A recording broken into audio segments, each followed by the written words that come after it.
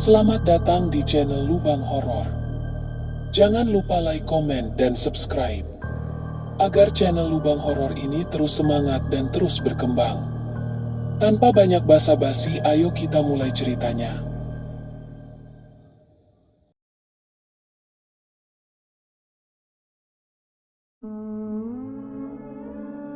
Di perempatan jalan kecil yang nyaris terlupakan di pinggiran kota Temanggung, berdiri sebuah warung tua beratap seng dan berdinding papan lusuh yang dicat ulang berkali-kali. Pelang kayu bertuliskan, "Wedang Kopi Pak Joko," menggantung miring di atas pintunya. Cat putihnya mulai terkelupas dan menguning dimakan waktu. Meski lokasinya jauh dari keramaian, warung itu seolah punya nyawanya sendiri, tak pernah benar-benar sepi, bahkan selepas tengah malam. Lampu bohlam berwarna kekuningan yang menggantung rendah di bawah atap warung menciptakan cahaya temaram yang mengundang, seperti lentera tua di tepi jalan sunyi. Rian, seorang pria lajang berumur awal 30-an, telah menjadi pelanggan setia warung itu sejak 3 tahun terakhir. Pekerjaannya sebagai freelance editor memberinya kebebasan waktu, dan malam hari adalah pelariannya. Seringkali, selepas pukul 10 malam, ia mampir ke sana hanya untuk duduk, menyesap kopi pahit, dan mendengarkan cerita-cerita ringan dari pemilik warung, Pak Joko. Pak Joko adalah lelaki parubaya dengan suara serak dan tubuh kurus tinggi. Rambutnya selalu disisir rapi ke belakang, meskipun uban telah menguasai hampir seluruh kepalanya. Ia selalu mengenakan topi lusuh berwarna kopi tua yang tampak tak pernah dicuci. Meski tampak pendiam bagi orang asing, kepada Rian, ia sering mengisahkan tentang masa mudanya, tentang kopi dari lereng Sindoro, dan tentang filosofi sederhana hidup di desa. Ada ketenangan dalam suara dan gerak-geriknya, sesuatu yang membuat Rian nyaman, meskipun suasana warung kadang terasa terlalu sunyi. Namun dalam beberapa minggu terakhir, ada yang berbeda. Pak Joko mulai tampak muram. Gerak tangannya yang dulu lincah kini gemetar saat menuangkan kopi dari teko aluminium. Matanya cekung, selalu dilingkari bayangan gelap seperti orang yang kurang tidur. Ia tak lagi banyak bercerita.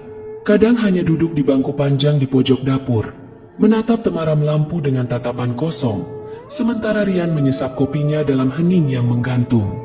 Rian sempat bertanya, apakah Pak Joko sedang sakit? Tapi jawaban yang ia terima hanya gumaman pelan, seperti mungkin sudah waktunya, atau ada yang belum selesai. Rian mengira itu hanya pertanda kelelahan atau mungkin masalah pribadi yang enggan dibagi. Malam itu, angin lembab berembus pelan dari arah kebun di belakang warung. Pepohonan menari pelan dalam bayangan lampu warung, menggoreskan bayang-bayang aneh di lantai semen kasar. Rian duduk di bangku panjang dekat jendela, cangkir kopinya mengepul perlahan. Pak Joko menuang air panas dengan gerakan yang sangat pelan, seolah berat sekali melakukannya. Tanpa suara, Rian memperhatikan wajah lelaki tua itu. Tatapannya kosong, wajahnya pucat, dan tangan kanannya tampak sedikit basah, entah karena air atau keringat dingin. Ada sesuatu yang tidak wajar malam itu, tapi Rian tidak bisa menjelaskannya. Hanya firasat yang menggantung seperti kabut tipis di dadanya. Ketika ia berpamitan, Pak Joko tidak menjawab seperti biasanya. Ia hanya mengangguk, lalu kembali menatap ke dalam cangkir-cangkir kosong yang belum dicuci di rak dapur. Dalam perjalanan pulang, Rian merasa seolah bau kopi tetap menempel di jaketnya, lebih pekat dari biasanya, menyusup ke dalam pori-pori dan bertahan bahkan setelah ia tiba di rumah. Malam itu, ia tidur dengan perasaan ganjil, bukan karena rasa takut, tapi lebih karena ketidakpastian. Ada sesuatu yang belum selesai di warung itu, sesuatu yang tak bisa ia namai. Esoknya, langit tampak lebih kelabu, dan hari itulah titik awal dari sesuatu yang tak akan bisa ia pahami, dan tak akan bisa dihindari. Pagi itu, udara terasa lebih lembab dari biasanya. Rian, yang masih penasaran dengan perubahan sikap Pak Joko semalam, memutuskan untuk mampir sebentar ke rumah warga yang tinggal tak jauh dari warung. Rumah-rumah di sekitar perempatan itu memang jarang, dan hanya beberapa kepala keluarga saja yang masih bertahan tinggal di sana. Salah satunya adalah Bu Sarti, seorang janda sepuh yang sudah lama dikenal warga sebagai penjaga toko kelontong kecil yang berdiri tepat di seberang warung Pak Joko. Bu Sarti tengah menyapu halaman saat Rian menghampirinya. Ia menoleh dengan ekspresi kaget kecil, lalu mengangguk ramah. Namun, senyumnya menghilang begitu Rian menanyakan keadaan Pak Joko. Bahkan sebelum pertanyaan selesai terucap, wajah Bu Sarti mengeras. Tangannya yang menggenggam sapu mulai bergetar. Matanya yang keruh menatap lurus ke arah warung seberang. Lalu kembali pada Rian dengan pandangan heran yang samar-samar menyimpan ketakutan. "Kau masih ke sana malam-malam?" tanyanya dengan suara nyaris berbisik, seolah takut ada yang mendengar. Rian mengangguk. "Semalam saya duduk di situ cukup lama. Seperti biasa, Pak Joko yang buatkan kopi." Lalu Bu Sarti meletakkan sapunya dan mengusap wajahnya perlahan, seperti ingin memastikan dirinya tidak sedang berhalusinasi. "Rian, kamu nggak tahu," gumamnya. "Pak Joko sudah meninggal 3 hari lalu." Kata-kata itu menggema seperti suara kosong dalam kepala Rian. Ia menatap wanita tua itu lekat-lekat, menunggu ekspresi bercanda, seulas senyum, atau mungkin tawa pelan yang menandakan bahwa semua itu hanya gurauan orang tua. Tapi yang ia lihat hanya wajah sedih dan ketakutan yang tidak bisa dipalsukan. Bu Sarti menarik napas dalam, lalu melanjutkan pelan. Hari Minggu pagi, dia tertabrak truk di jalan tanjakan waktu pulang dari pasar Ngadirejo. Bawa karung biji kopi katanya. Hujan gerimis, katanya tergelincir. Mayatnya ditemukan ringsek di bawah jembatan kecil, dekat tikungan yang licin itu. Rian tertawa kecil. Reaksi refleks yang langsung ia sesali, karena sama sekali tak lucu. Ia tak bisa menerima kabar itu. Semalam saja, dirinya masih duduk berseberangan dengan Pak Joko, menyaksikan sendiri bagaimana lelaki itu menuang kopi dan memindahkan teko kerak. Ia masih ingat aroma pekat kopi yang menempel di bajunya, masih terasa getir di ujung lidahnya. "Saya baru saja ketemu beliau. Saya ngobrol, bahkan sempat ngasih uang kopi." "Masih jelas betul," kata Rian, mencoba meyakinkan dirinya sendiri. Tapi wanita tua itu menggeleng pelan. Tatapannya tak berubah. "Nak, 3 malam ini warung itu kosong. Gemboknya kelihatan dari jalan. Saya lihat sendiri. Tidak ada siapa-siapa." Kebisuan menggantung seperti selimut berat di antara mereka. Rian menoleh ke arah warung. Dari jarak itu, tak tampak ada aktivitas apapun. Tirai bambu yang biasanya digantung di pintu juga sudah tak ada. Warung itu tampak seperti bangunan tua yang lama ditinggalkan. Rian mengucapkan terima kasih seadanya dan berjalan menjauh. Tapi di dalam dadanya, sesuatu mulai bergerak. Seperti suara pelan yang menolak diam, sebuah bisikan yang mencoba menembus penolakan akalnya. Ia membuka ponsel dan membuka pesan-pesan di grup kecil tempat Pak Joko kadang membagikan info harga biji kopi. Tak ada kabar duka. Tak ada satupun pesan perpisahan dari rekan pelanggan lainnya. Dan tetap saja, malam kemarin ia jelas-jelas duduk di sana, bersama Pak Joko, menyesap kopi panas. Bahkan sempat melihat arloji saat pamit. Pukul 00.37 dini hari. Lalu, siapa yang membuatkan kopi itu? Malam itu, di rumahnya, Rian terdiam cukup lama di depan cangkir kosong yang belum dicuci. Aroma kopi yang semalam masih tercium, kini samar, digantikan oleh bau lain yang tak bisa ia kenali, semacam campuran anyir logam dan tanah basah yang menempel di ujung lidah. Dan untuk pertama kalinya, ia merasa benar-benar sendiri. 2 malam setelah percakapan ganjil itu, Rian kembali berdiri di seberang warung kopi yang telah menjadi pusat pikirannya. Malam itu sunyi sekali. Tak ada kendaraan lewat di jalan sempit yang melintasi perempatan. Hanya sesekali suara tonggeret dari pepohonan bambu di kejauhan yang terdengar, seolah mengisi kekosongan udara malam. Rian mematung di depan pagar besi rendah yang memisahkan halaman warung dari trotoar berlumut. Cahaya lampu jalan yang redup memantul samar di kaca jendela warung. Tak ada cahaya dari dalam. Tak ada asap mengepul dari dapur seperti biasanya. Tapi sesuatu menarik pandangannya ke sana, ke dalam warung yang seharusnya tak lagi berfungsi. Ia mendekat. Pintu kayunya tampak lembab dan menghitam di beberapa bagian. Namun di balik jendela kaca yang sebagian buram karena debu, Rian bisa melihat ke dalam. Ia membungkuk sedikit, menempelkan wajah pada kaca, mengintip dengan napas yang mulai tak teratur. Di dalamnya, susunan meja dan kursi masih seperti biasa, kecuali satu hal. Meja tempat ia biasa duduk setiap malam, kini tertutup lapisan debu tebal. Bahkan kursinya tampak miring, seperti tak pernah disentuh selama berhari-hari. Tapi hal yang membuat Rian bergidik adalah sesuatu yang lain. Dari arah dapur, tampak jejak kaki basah. Bekas tapak kaki manusia telanjang menempel di lantai semen warung itu, membentuk garis lengkung menuju kursi tempat Rian biasa duduk. Satu jejak terakhir berhenti tepat di depan kursinya. Rian mundur pelan, jantungnya berdetak tak menentu. Kaca jendela terasa dingin di kulit wajahnya, tapi tubuhnya justru panas. Ia menoleh ke kanan dan kiri, memastikan tak ada yang memperhatikannya.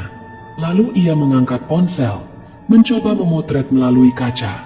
Tapi layar ponselnya hanya menampilkan kegelapan.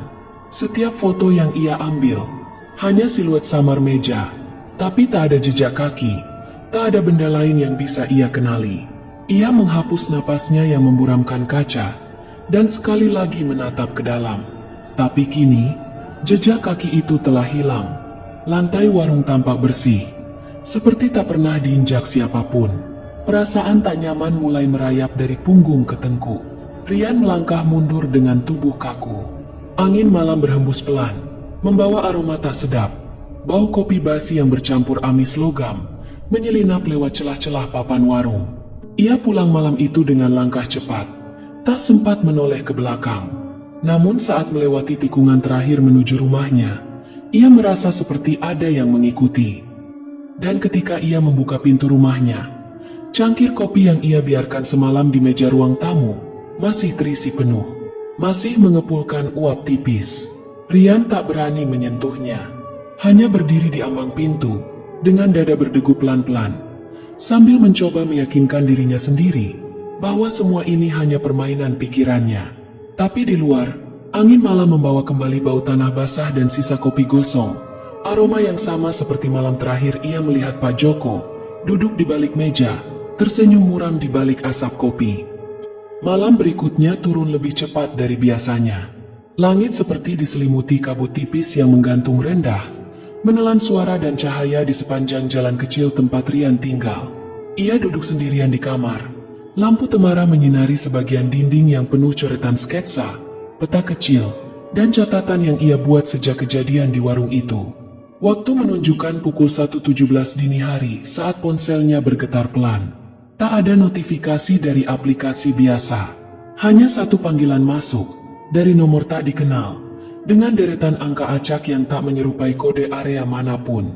Jemarinya sempat ragu, tapi rasa penasaran lebih kuat dari ketakutannya. Ia menekan tombol hijau dan mendekatkan ponsel ke telinga. Hanya suara gesekan samar, seperti kain tua digeret di atas lantai kasar. Lalu, sebuah suara serak pelan menyusup, seperti berasal dari dasar sumur. Kopi terakhirmu sudah kuberi racun penyesalan. Seketika, sambungan terputus. Tak ada suara notifikasi. Tak ada riwayat panggilan yang tersimpan. Seolah-olah tak pernah terjadi. Rian mematung. Tangannya dingin dan basah. Ia memandangi layar ponsel yang redup.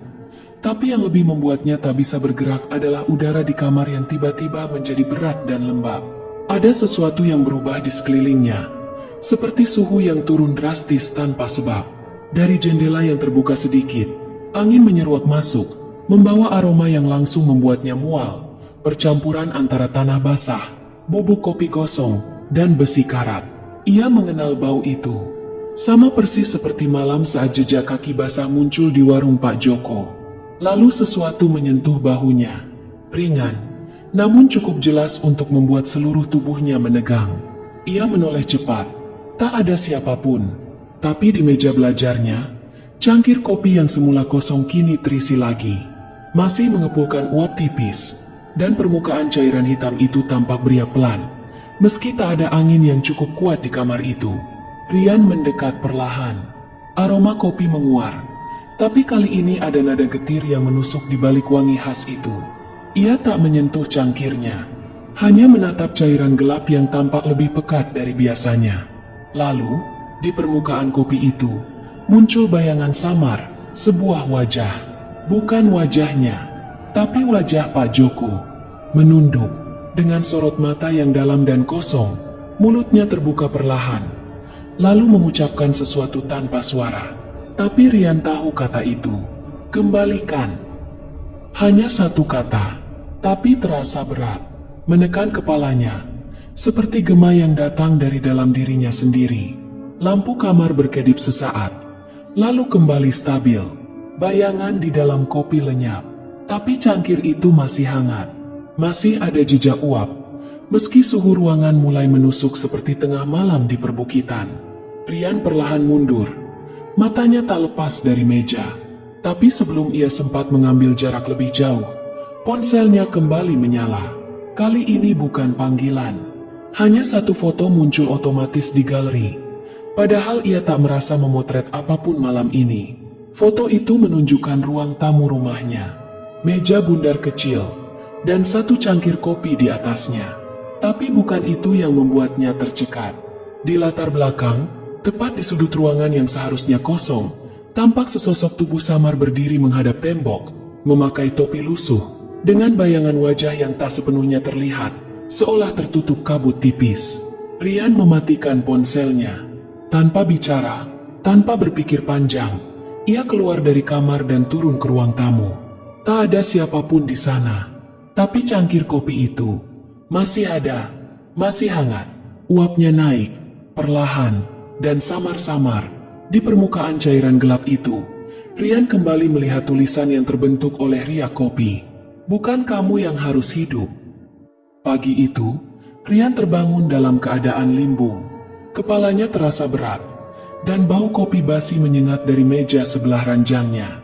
Cangkir itu masih ada, tempatnya tidak berubah sejak malam tadi, tapi isinya telah mengering, menyisakan kerak hitam yang menempel pada dinding cangkir, membentuk pola aneh seperti coretan tangan gemetar. Tak ada keberanian untuk menyentuhnya lagi. Yang ia rasakan hanya desakan yang semakin kuat untuk menemukan sesuatu. Rian memutuskan kembali ke warung itu. Siang hari ini, ia pikir akan lebih aman. Matahari tak bisa disangkal, setidaknya memberikan rasa nyata bahwa dunia masih berjalan normal. Namun, ketika ia tiba di lokasi warung, suasananya tetap terasa beku. Meski matahari memancar terang, jalanan di depan warung seperti teredam. Tak ada suara kendaraan, tak ada suara burung. Hanya angin lembut yang membawa aroma tua dari kayu lapuk dan debu jalanan. Pintu warung terkunci seperti sebelumnya, tapi jendela di sisi samping sedikit terbuka, cukup untuk menyelipkan tangan dan meraih kait pengunci dari dalam. Ia ragu sejenak, namun dorongan untuk tahu lebih besar dari rasa bersalahnya melanggar tempat yang seharusnya tertutup. Begitu masuk, suasana di dalam warung seperti membekukan waktu. Semua tertutup debu halus. Meja, kursi, peralatan dapur, semua seperti dibiarkan begitu saja, seolah seseorang pergi dalam keadaan terburu-buru dan tak pernah kembali. Ia menyalakan lampu gantung kecil di tengah ruangan, dan sinarnya yang kekuningan menyapu ruangan dengan cahaya samar. Rian bergerak pelan ke belakang, ke area dapur, tempat Pak Joko biasa meracik kopinya. Rak kecil di dekat kompor menarik perhatiannya. Di balik tumpukan botol sirup dan bungkus kopi usang, ada sebuah lemari kayu sempit yang terlihat seperti tak pernah disentuh bertahun-tahun. Gagangnya berdebu, dan kayunya mulai lapuk. Ia membukanya dengan perlahan. Di dalamnya, tak ada banyak barang. Hanya sebuah kotak logam tua dan sebuah buku catatan kecil bersampul hitam. Tangan Rian gemetar saat membukanya. Halaman pertama dipenuhi tulisan tangan rapi. Barisan nama, lengkap dengan tanggal. Setiap nama dicoret satu demi satu, seolah mencatat daftar pelanggan yang telah menyelesaikan sesuatu. Namun yang membuat dadanya mengencang adalah saat matanya tiba di bagian bawah daftar itu. Namanya sendiri. Di sebelahnya, tertulis tanggal 2 hari setelah Pak Joko meninggal. Namun, bukan hanya itu yang membuat kakinya melemas. Di bawah namanya, tertulis satu kalimat dengan tinta merah menyala, seperti dicoret terburu-buru. Dia tidak menyadari aku sudah mati, tapi dia yang seharusnya mati di tempatku. Rian menutup buku itu cepat-cepat, tapi jemarinya menyentuh halaman terakhir. Ada lembaran yang menempel seperti baru ditulis belum lama ini. Tulisan di halaman itu bergetar dan tak beraturan. Isinya bukan lagi catatan biasa, tapi semacam pengakuan yang ditulis seperti dalam keadaan panik. Aku tahu bukan aku yang dipanggil malam itu, tapi Rian. Aku hanya menukar tempat di menit terakhir, karena rasa bersalah. Karena aku ingin memberinya satu malam tenang terakhir.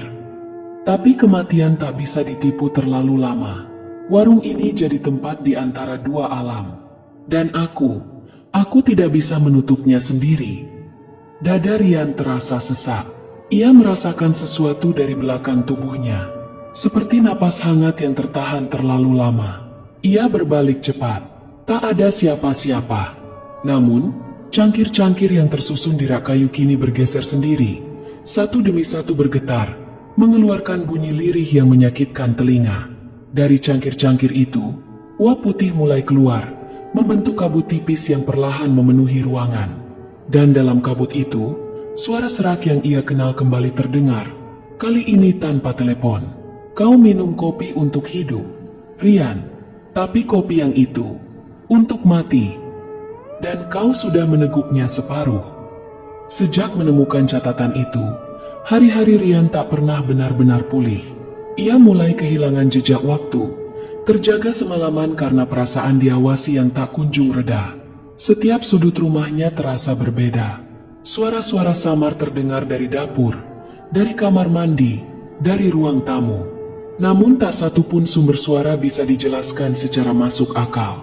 Lebih aneh lagi, setiap kali ia mencoba menceritakan apa yang dialaminya, entah pada teman dekat, tetangga, atau bahkan seorang perawat yang ia temui di puskesmas karena keluhan cemas berlebih, kata-katanya selalu berhenti di tenggorokan.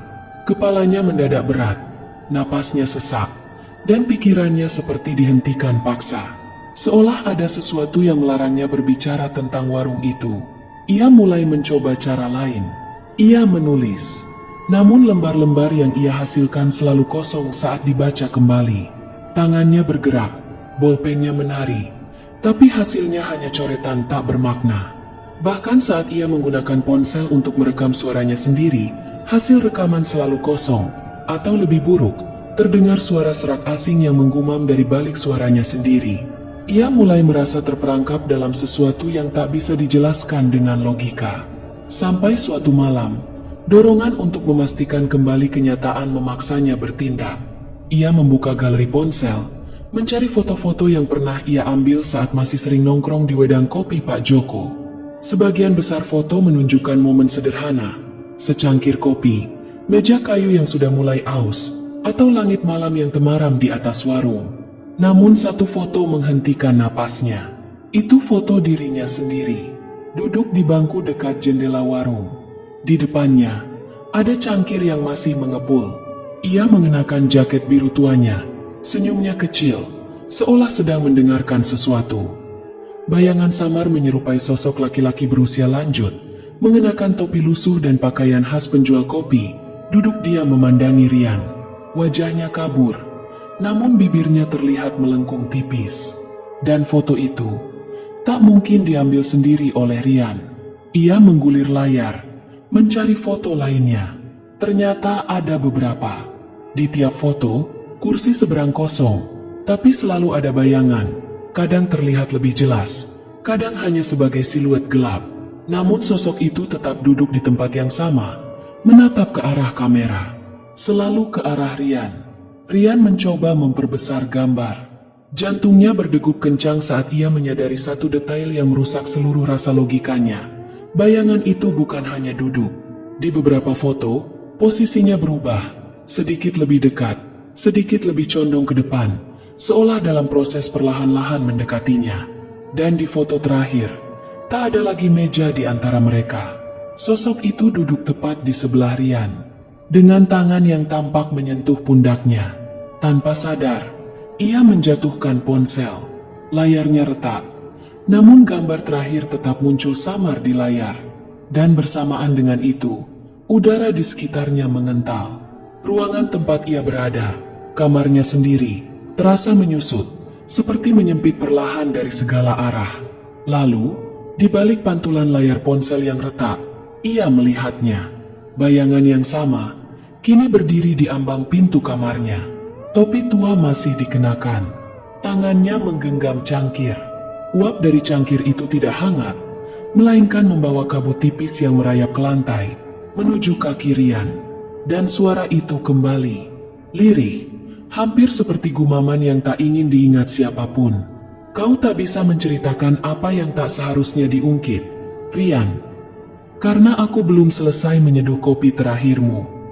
Beberapa minggu setelah peristiwa terakhir di kamar itu, nama Rian mulai jarang disebut.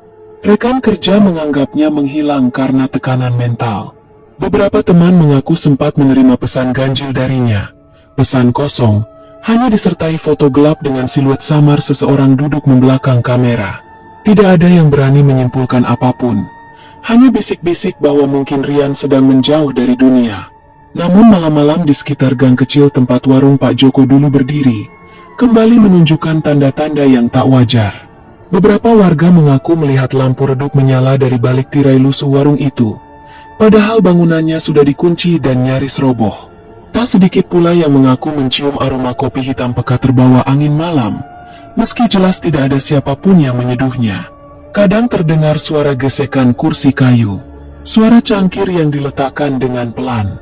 Bahkan ada yang mengaku mendengar suara gumaman pelan, seperti seseorang tengah menceritakan kisah hidupnya sambil menyeruput kopi. Tapi ketika diperiksa, tak ada siapa-siapa. Warung itu terkunci seperti biasa. Meja-meja penuh debu, cangkir-cangkir berkerak, tapi hawa hangat seolah tetap tinggal di dalam. Suatu malam, seorang sopir angkot yang nekat parkir di dekat warung karena hujan deras, menceritakan bahwa ia melihat dua sosok duduk di dalam. Satu mengenakan topi tua, sibuk menuang kopi. Satunya lagi lebih muda, duduk membisu dengan wajah muram. Keduanya seperti tak menyadari hujan deras yang mengguyur atap. Tapi saat sang sopir menyalakan lampu untuk melihat lebih jelas, kedua sosok itu hilang begitu saja, seolah tidak pernah ada. Dan setiap kali seseorang mencoba menelusuri kisah Pak Joko, mereka akan menemui jalan buntu. Arsip kecelakaan yang katanya menewaskannya tidak ditemukan. Bahkan foto-fotonya mulai hilang dari dompet para pelanggan lama. Seolah semua tentang dirinya sedang dihapus perlahan, digantikan hanya dengan satu narasi. Warung itu masih buka, bukan untuk melayani, tapi untuk mengundang. Warung itu kini jadi tempat yang dihindari. Tapi tak semua bisa menolak panggilannya.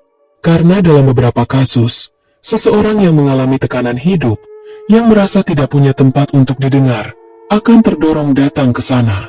Mereka akan menemukan warung itu tiba-tiba menyala terang, seolah sedang menunggu. Dan saat masuk, suara ramah akan menyambut mereka dari balik bayangan. Mau kopi biasa, atau yang terakhir? Dan begitu mereka keluar, mereka akan membawa sesuatu dalam diri mereka, bekas rasa yang tak bisa dijelaskan, aroma kopi yang tidak bisa hilang, dan bayangan seseorang yang seolah terus duduk di bangku seberang, mengikuti mereka pulang. Rian, dalam catatan terakhirnya yang ditemukan di balik buku agenda di kamar, menulis satu kalimat dengan tangan gemetar. Warung itu tidak pernah tutup. Karena beberapa di antara kita belum benar-benar sadar bahwa kita sudah terlalu lama duduk di sana. Dan sejak itu, setiap kali seseorang merasa benar-benar sendiri di tengah malam, mereka mengaku mendengar bunyi sendok kecil menyentuh piring cangkir di kejauhan. Seolah seseorang sedang bersiap menyajikan kopi, untuk tamu yang bahkan belum tahu bahwa dirinya sudah tidak pulang. Demikianlah kisah kali ini, tentang sebuah warung kopi yang tak hanya menyajikan minuman hangat, tapi juga menyimpan dinginnya rahasia dari dunia yang tak kasat mata. Kisah tentang pertemuan antara mereka yang merasa tak lagi punya tempat di dunia, dan sosok yang tak rela pergi meski waktunya sudah lewat. Terima kasih telah meluangkan waktu untuk mendengarkan cerita ini hingga akhir. Kehadiran dan perhatian Anda adalah semangat terbesar bagi kami untuk terus menyampaikan kisah-kisah misteri yang bukan hanya menyeramkan, tapi juga menyentuh sisi-sisi terdalam kehidupan. Dari kisah ini, kita diingatkan bahwa keterikatan pada masa lalu, rasa bersalah, dan penyesalan bisa menjadi belenggu yang berat, bahkan melampaui batas kehidupan. Maka, Selama kita masih diberi waktu, mari belajar untuk melepaskan, memaafkan, dan menghargai setiap detik yang ada. Sebab sesekali, yang paling menyeramkan bukanlah dunia gaib, tapi penyesalan yang datang terlambat. Sampai jumpa di kisah selanjutnya. Tetap waspada, karena terkadang hal yang tampak biasa bisa menyimpan rahasia yang tak terduga.